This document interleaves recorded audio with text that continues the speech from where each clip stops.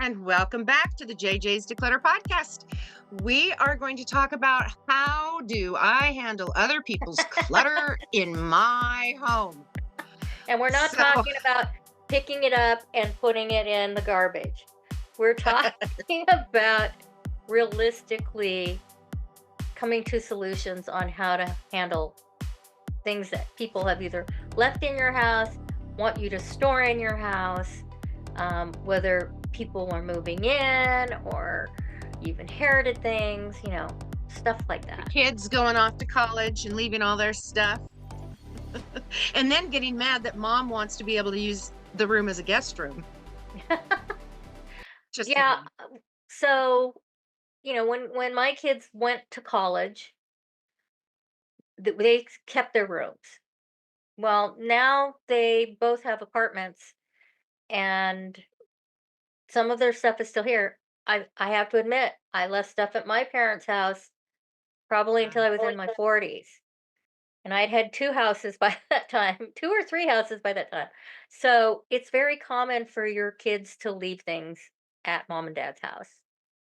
But Right. we need to when once they are, I don't know, established, I guess, Mhm. we need to have them take responsibility for their own stuff. Right. And honestly, what we did is we just left everything in the house. Our son was living there, and we moved away. Well, that's one way to do it. That's really one way to do it, huh? Yeah. It's funny because we go to his house and I'm like, "Oh, that used to be in the bathroom when I was raising the kids. He's got that now." Mhm.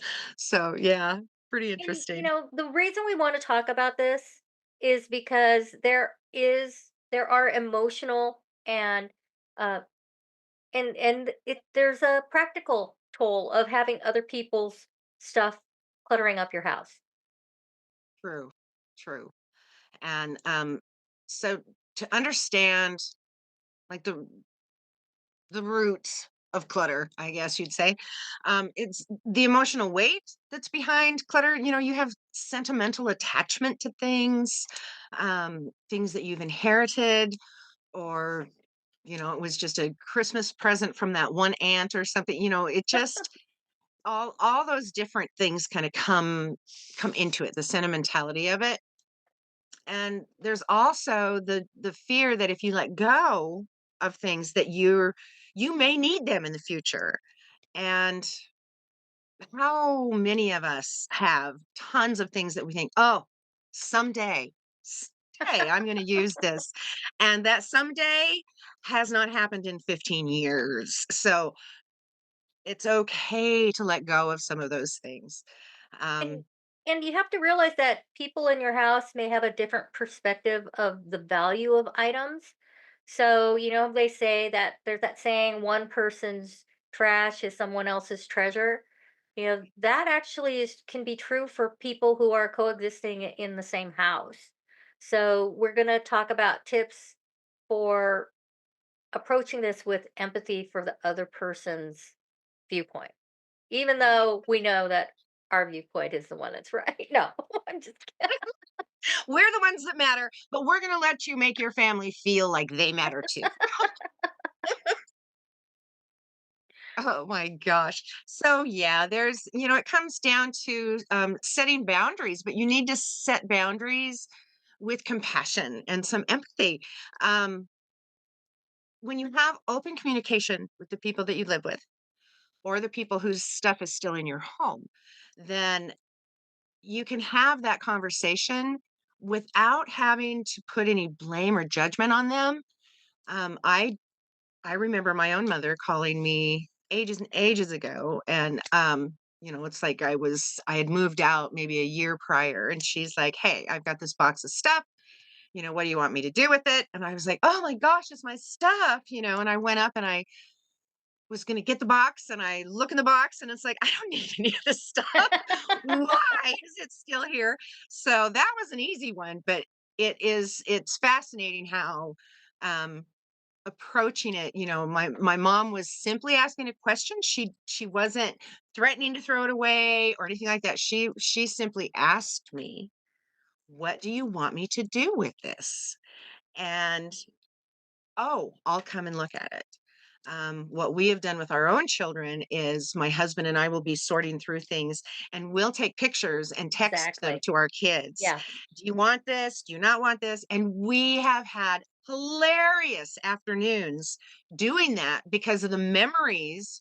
Kids don't want the stuff anymore, but we all got to share stories and have a bunch of laughter. And then the stuff went out in the trash. And that's another thing is that in order to negotiate their clutter, they don't have to be there anymore. You can do a Zoom call with them. You can text them pictures and say, "Hey, do you want this?" And if they say no, then it goes in the donation pile. Absolutely. And that's still decluttering together, which is really nice. Right. Another Right. thing way to negotiate this is to define what personal zones are and what shared spaces are, because if the living room is a shared space, then they shouldn't be leaving their dirty socks and that book in the living room. They need to put it in their personal zone, and Right. that's an easy way to try and avoid arguments and keep Confrontation. open conversations.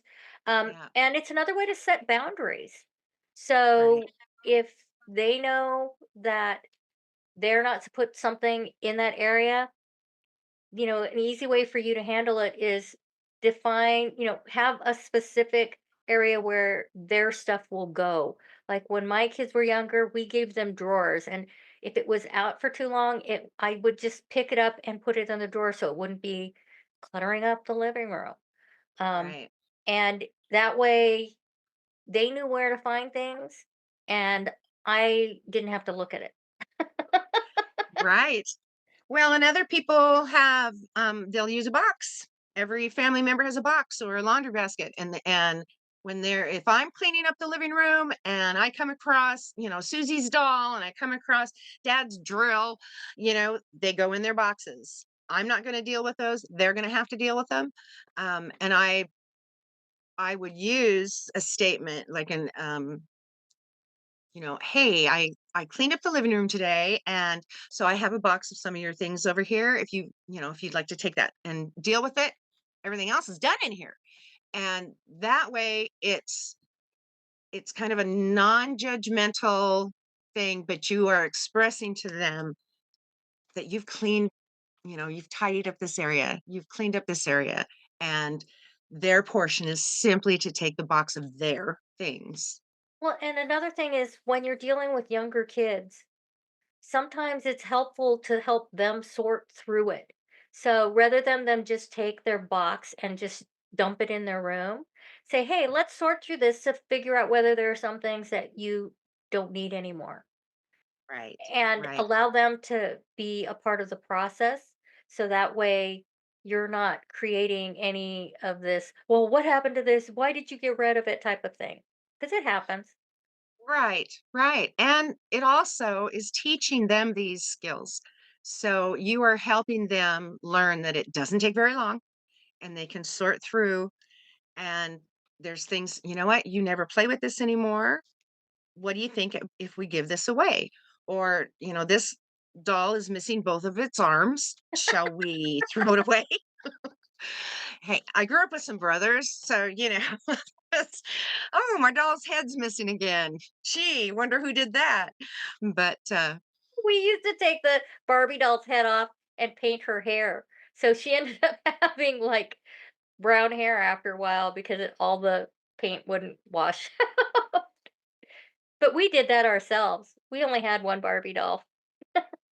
I made my Pebbles doll. That was my main doll growing up was Pebbles, and I made her an Indian princess, and I put a gem on her forehead with Sharpie marker. The So things I we still do. have that doll, and she still has her gem on her forehead. So I wanted her to be a beautiful princess, and she was.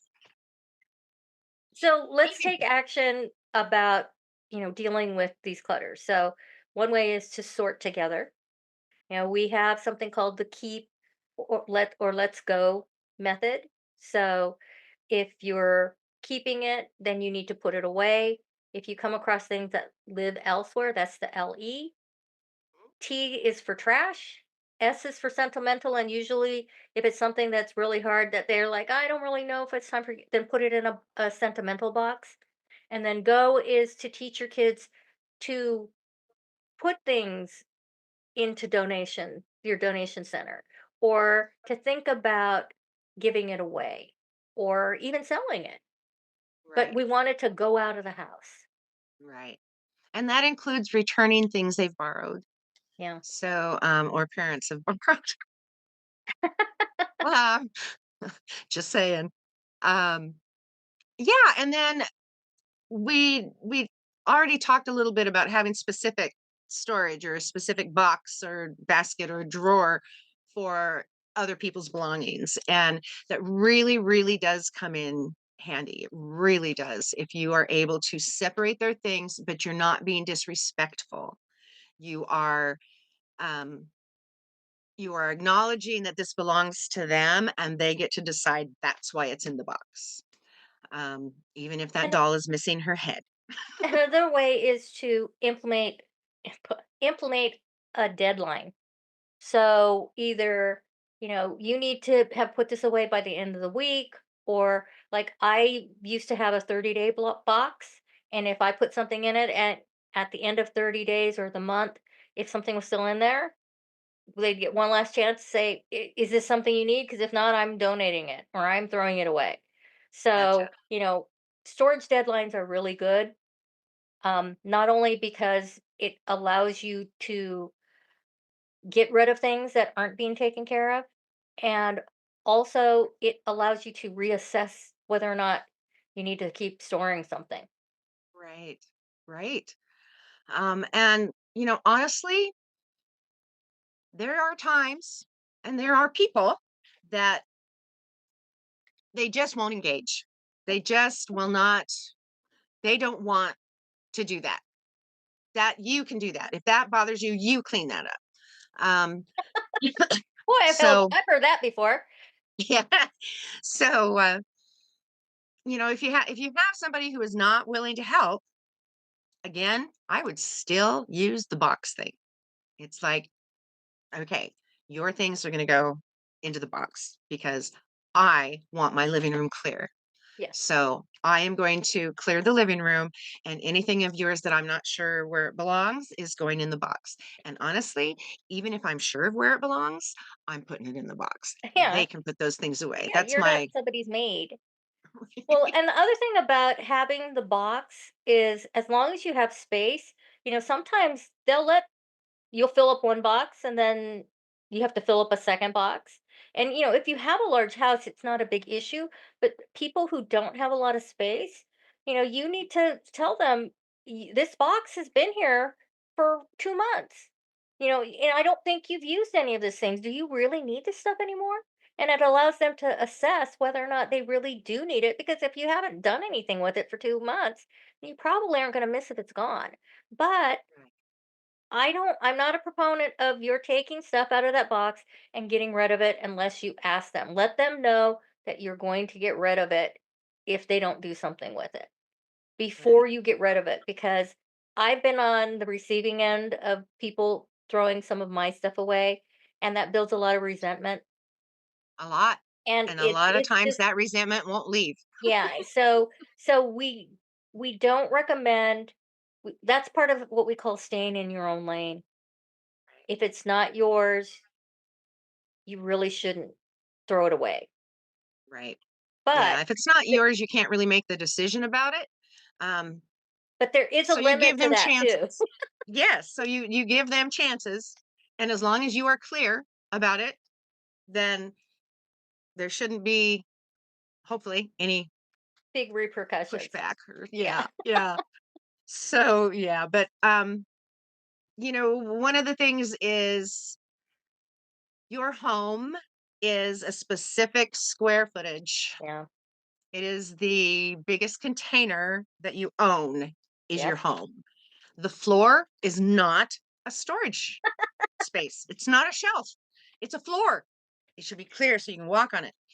Um, and that's one of the other things in in dealing with people and their stuff. I'm going to do kind of a little sidetrack here. If you have a senior citizen who needs a walker, or they use a cane, or they're just wobbly, you want to make sure that your floor and your areas are clear Mm. so that you don't have tripping hazards there. And that is so important. And the other thing to keep in mind is, should, God forbid, anything happen, EMTs need to be able to get through the Yeah, door and that's to true. wherever it is that person is with a gurney. And so if you keep that in kind of in the back of your mind, not, not that it happens to a lot of people, but it does happen.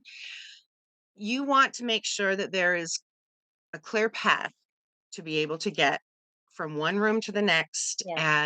and be able to, get people the help that they would need. So that's something else to kind of keep in your mind. So let's see here. All righty. There's also the guilt of decluttering, or at least your clutter conversations. Um, you need to keep in mind that it's okay, completely okay, to prioritize your own peace and comfort. It's okay to prioritize yourself. So please do keep that in mind. It is not selfish to set boundaries. That's self-care. And letting people know your tools do not belong in the living room. You know, the Or Legos. on the island in the kitchen, or and believe me, there are a lot of people whose husband leave tools in the kitchen Right. for some reason. Yeah. I don't know why. Kitchen's for cooking. It's not for, leaving your Oops. tools there. But anyways, So anyway, that is something to keep in mind. Hopefully, we've given you some great ideas. things to think Make sure about. that you share and subscribe and all that kind of fun stuff. We do have our Keeper Let's Go methods tied out. That's not the word I was trying to say. It's typed out. We have a PDF of it for you. So you can go to our website, abcdeclutter.com, to download that. And with that, I think this session of the JJs Declutter Podcast has come to an end. We will see you all again. Yes, subscribe. Bye.